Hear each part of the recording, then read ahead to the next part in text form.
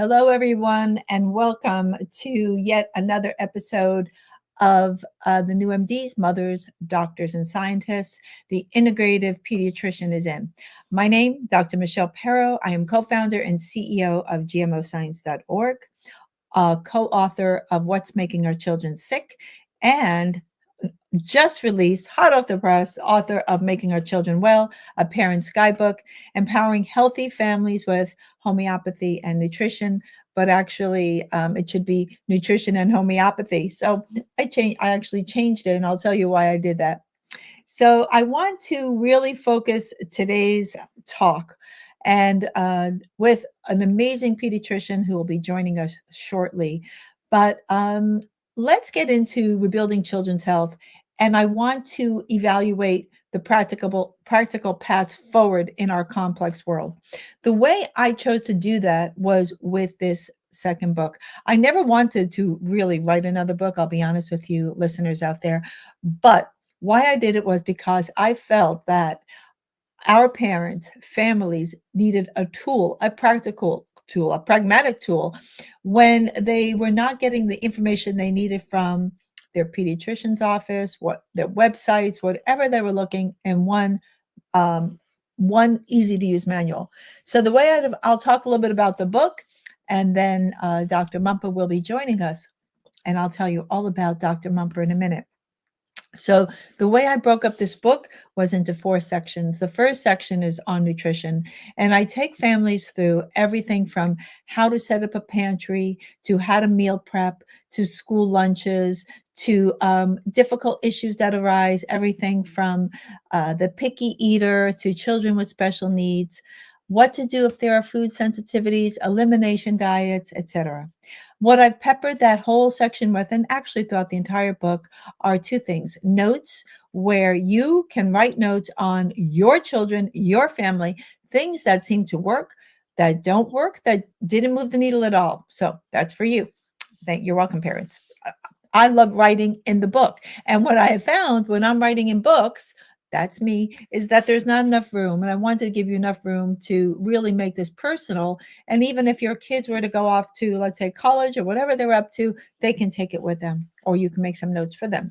Additionally, I have charts in here for you to use. So if you are doing, let's say, an elimination protocol with your kid, you have well-defined charting on that you can use. So, in the second part of the book, what I really wanted to share with you is my love and experience with homeopathy. I became a homeopath officially. I went back to school in 1999, practicing since my son was born in 1994. So I both studied and practiced it for many years.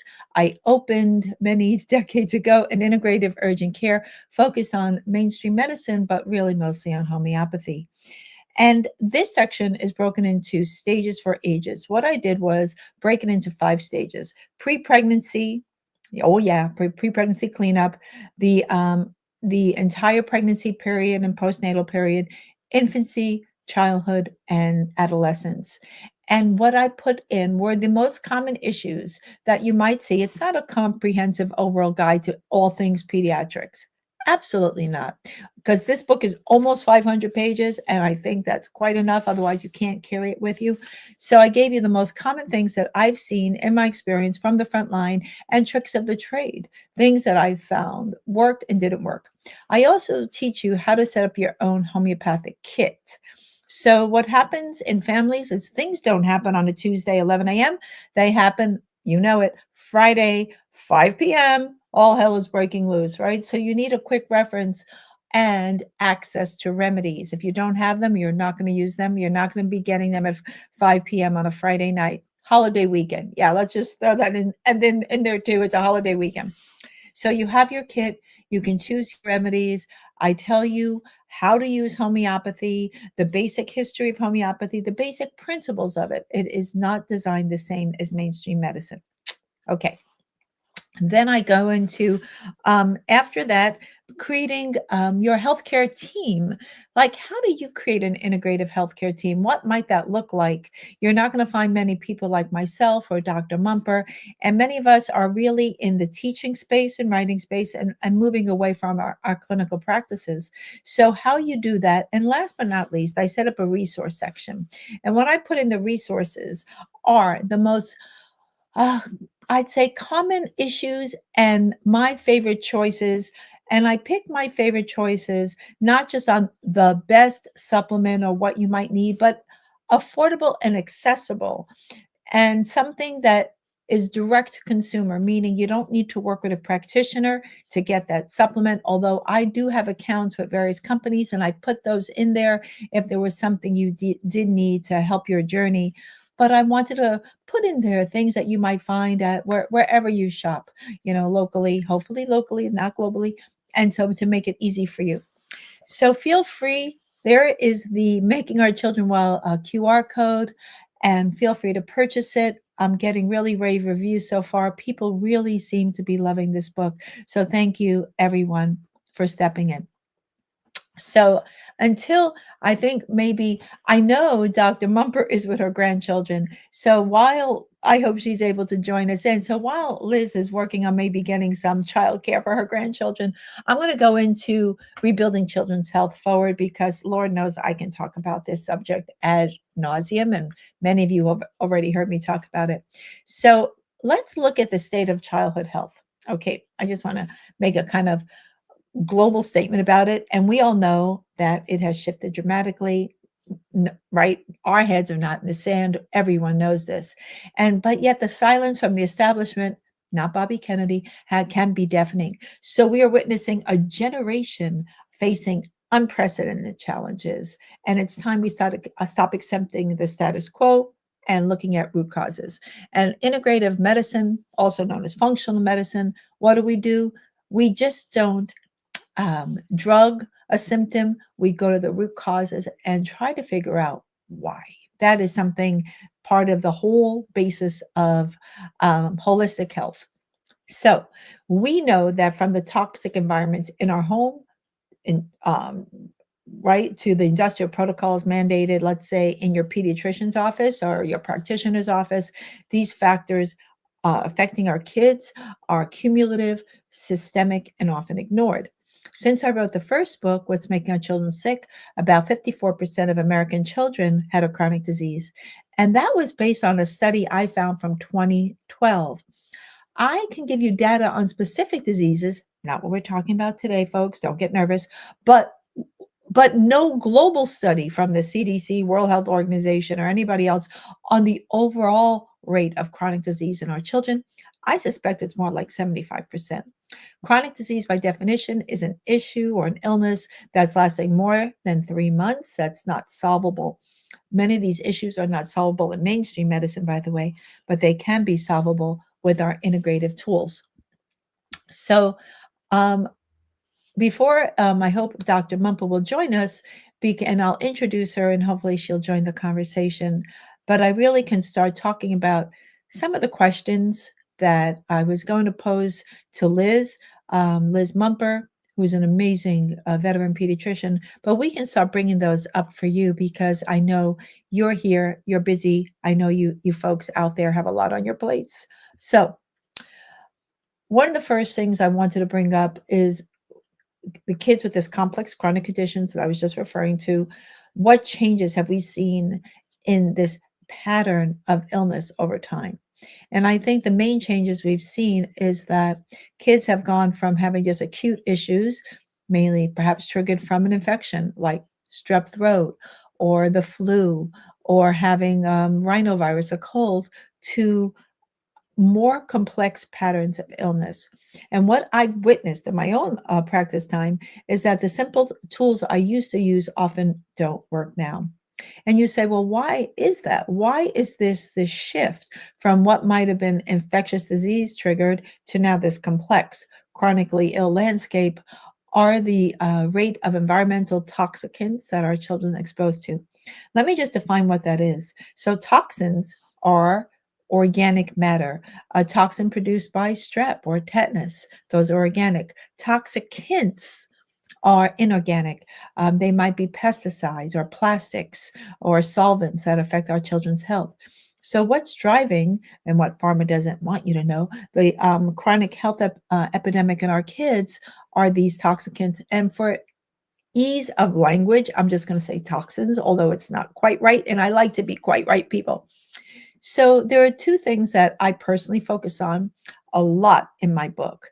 And when working with patients with complex chronically ill chronic issues, two main things. One is the microbiome, and two are epigenetics.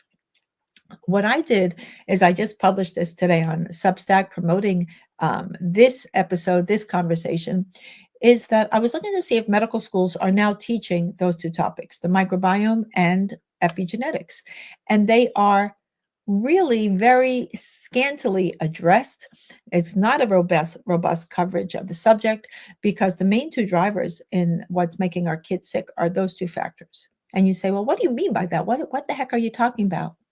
So the microbiome is that collection of microbes in our kid's gut, and that is a key driver of our immune function, particularly from birth onward, even before birth. There is a fetal microbiome, people, onward, and it's also involved with detoxification, the production of vitamins, and the chemicals that run the children's brains called neurotransmitters. Epigenetics, what that is so we have our genes. Those have been the same for millennia. What does change are these little molecules that sit on top of your genes. And when there are certain environmental factors, they can turn these little molecules on, called methyl groups, for example, on and off.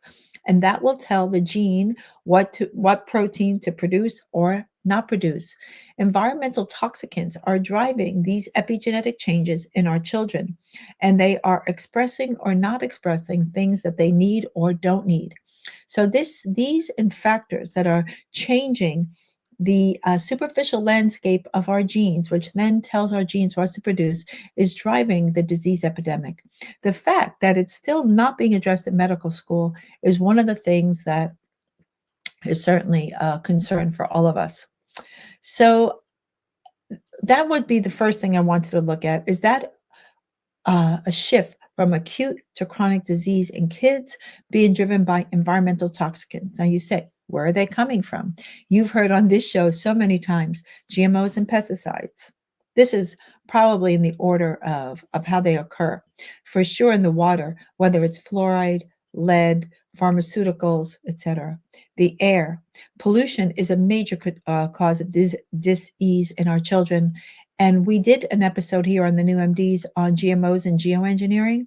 All these episodes live on my website, gmoscience.org/the New MDs. And they also live on Rumble and other platforms. So it's the air. So we got food, air, water, things you've heard. Pharmaceuticals that kids have never seen before. We all know that during COVID, and that is what Dr. Mumper has focused on, introduction of immunomodulating injections. I'm not going to call them therapies. I'm not going to call them vaccines. They were immunomodulators.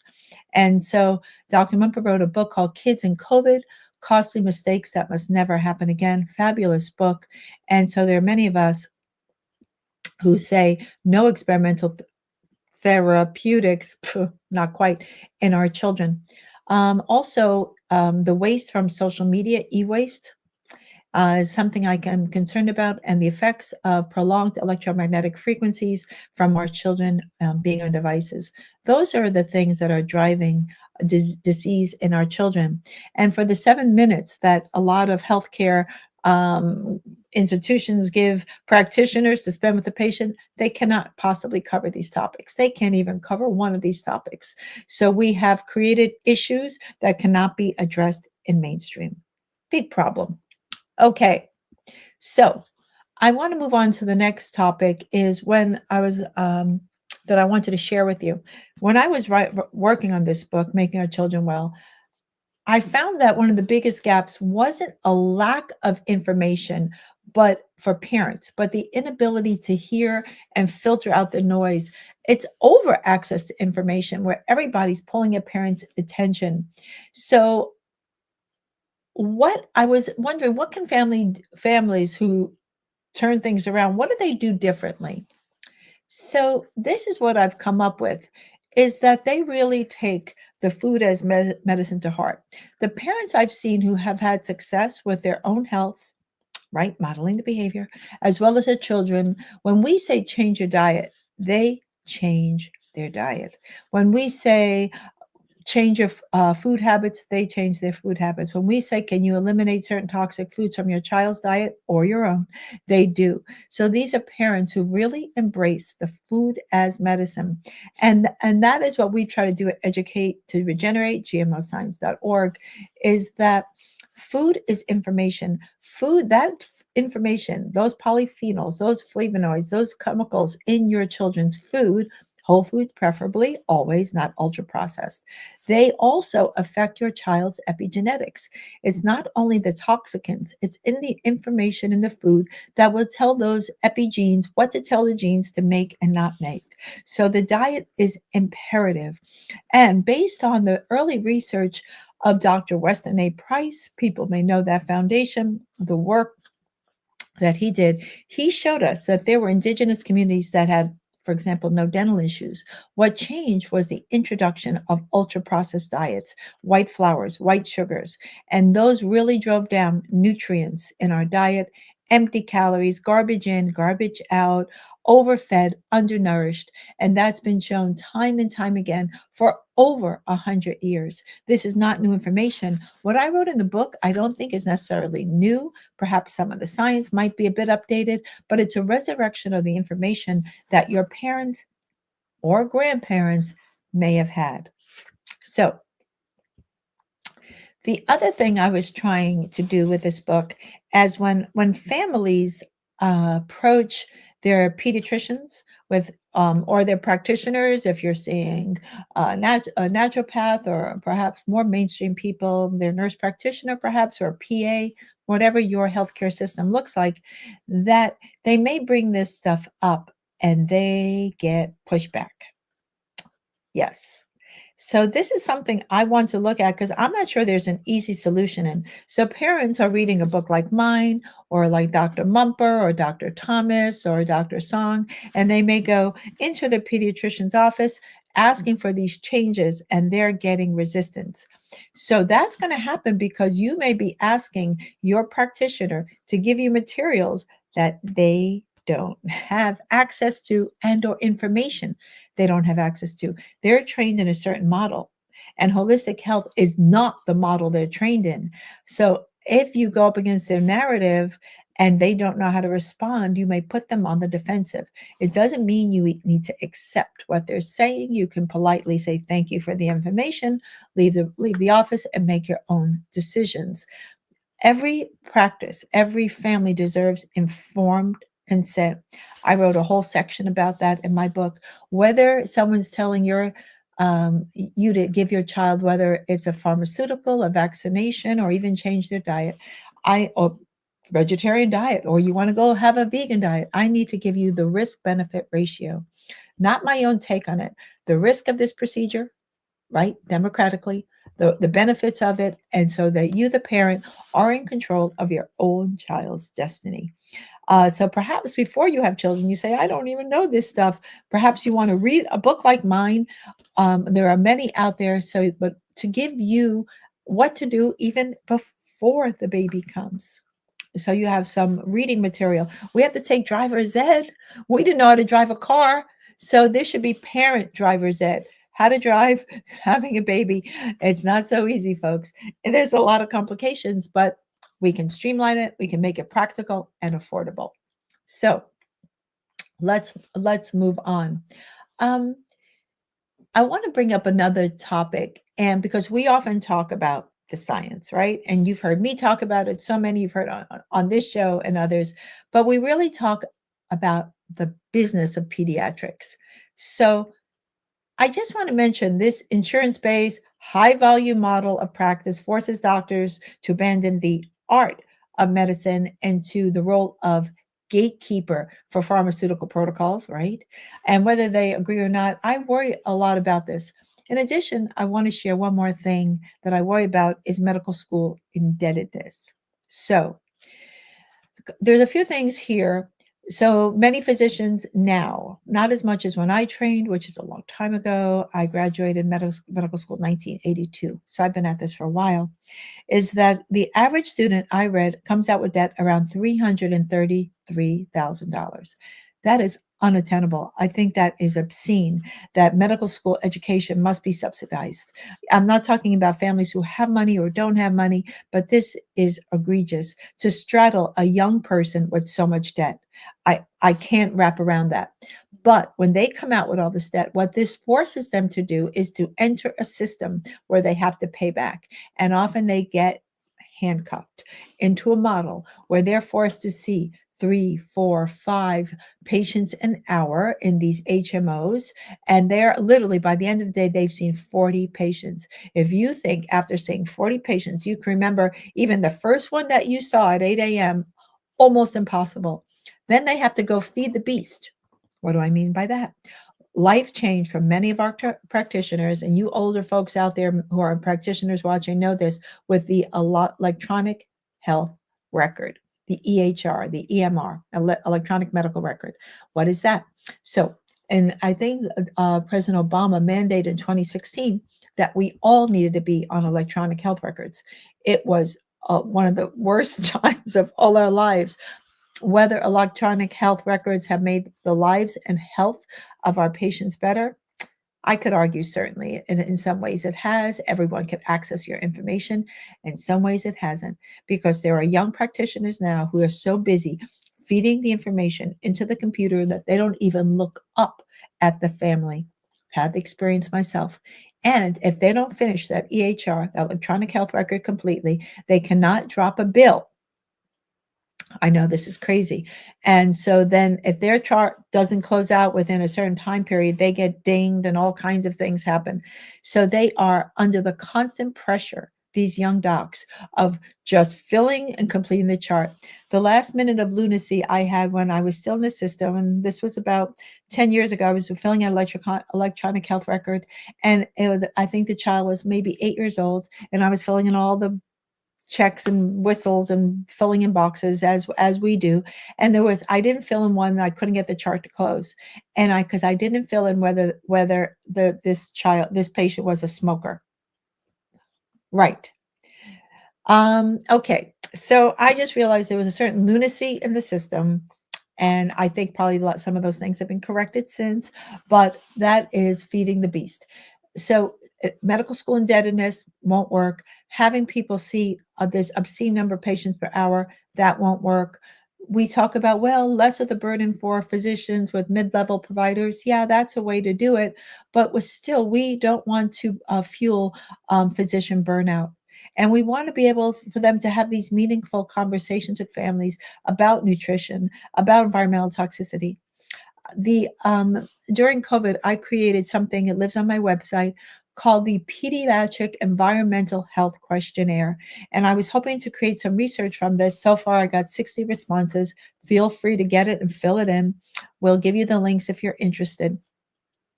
And so what that did, 10 questions for parents to raise about environmental awareness.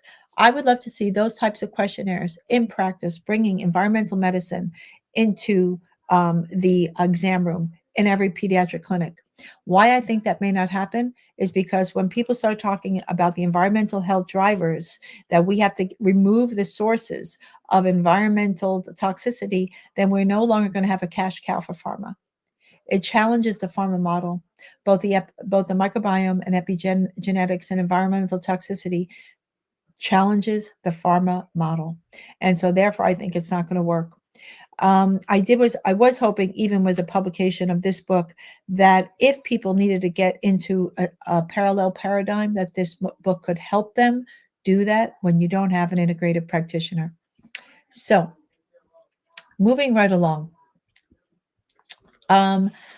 The last thing I'd like to wrap up with, and I'm going to do a short show today. I'll keep it to a half hour, and we'll have Dr. Liz Mumper come on next time. So I apologize about that.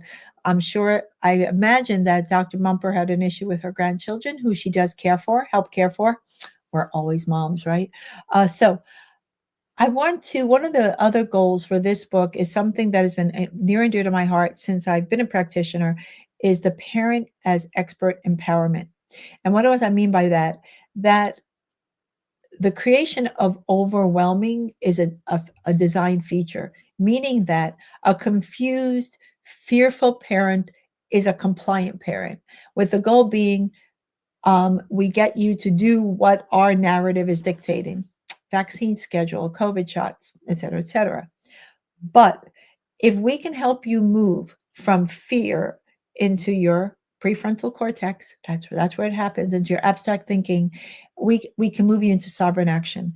And that's why I specifically put the word empowering families in there, healthy families, because you parent as expert actually defies and defines their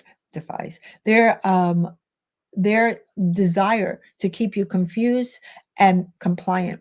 So there is no getting out of the patriarchal and matriarchal system, because more pediatricians are women actually now in this era. So we want to move you out of there, out of archy, just to say archy, whatever archy it is, into empowered parents making their own decisions on behalf of their own families. I think, and I know you can do it. Other thing about that is it's a marathon, not a sprint. So what do we mean? You've heard that before. We've all said it, is that we meet you where you're at. Maybe you're super organic and crunchy right now and you're looking at water filters. Maybe you still are buying conventionally grown foods for your family. Maybe you can just start looking at organic choices. Wherever you're at with your family, that's where we start. We don't look for perfection. We look for change. Change needs to happen with you. And if you don't model the correct behavior, it's not going to happen in your family. The whole family needs to embrace these changes, not just the one kid who is sick. It has to be the entire family. Even I'll give you some vignettes here, even getting my own family to go organic. I've been working on this about 30 years now, I think. And when my kids were little, I was trying to buy one type of food. My husband, who wasn't exactly on board, was supporting another type of food. So I had asked him if he could at least get it out of the kitchen, all the crappy food he was consuming. Listen, grown up, I'm not the food police for adults, but what he was doing was hiding it in his closet. My kids, my little toddlers, were super sleuths at 2 years old, had that wired and figured out. How they figured it out, I don't know. They figured it out and would eat that food in the closet. So what can I say? Okay, so I think what I'd like to do is, if there's any questions out there, this is a live show. Feel free to put them in. Anne, our producer, Anne Temple, who is amazing, and also is been the major driver in helping me produce this book, get it up on Amazon. It's been self-published. And I will say that I did initially had an author working with me on the nutrition section. Differences of opinion, that didn't quite work out. I initially had a private publisher, maybe some differences there as well. That didn't quite work out, and so I self-published. There is some goals for censorship that I just don't resonate with me. Our voices, my voice, your voice, has to be heard. And when we disagree, there's something called respectful, meaningful discourse. So where can you find us? I'm just going to wrap the show up now. gmoscience.org. The New MDs lives up there. Please purchase the book for yourself, your pediatrician, your in-laws, and you can go to Amazon, and we'll put up the link to my book and the QR code. So we will see you next month, and I want to give you a little preview of what is happening next month. Is the amazing Dr. Sabine Hazan is rejoining us. For those of you who don't know Sabine, she is a gastroenterologist. She is brilliant. She's done years and years of research on the microbiome. She also produced research that showed that the COVID vaccine wipes out the bifidobacteria. We love bifidobacteria, and we're going to talk more about this. But Sabine is coming back next month, third Tuesday of the month, 12 noon Pacific Standard Time. So I'll see you then, and thank you for joining us today. Have a healthy day.